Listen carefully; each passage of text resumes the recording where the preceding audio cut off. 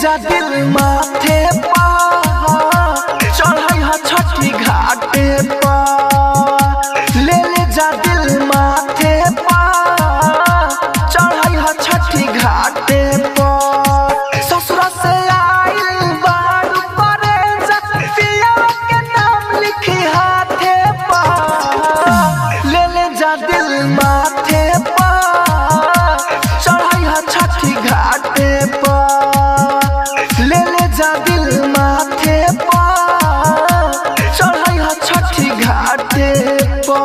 Rajdhani recording studio DJ Kanchan Raj Hajipur Vaishali.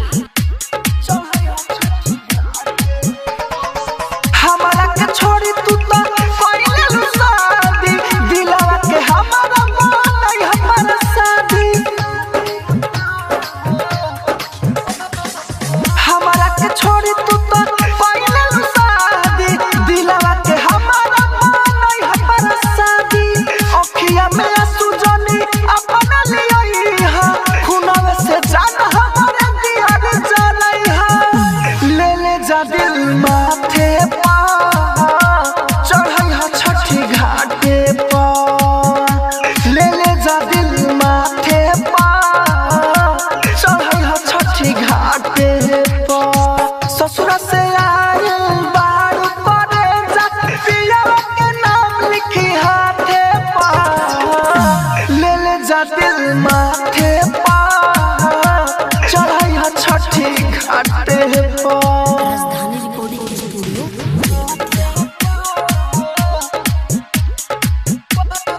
DJ Kanchan Raj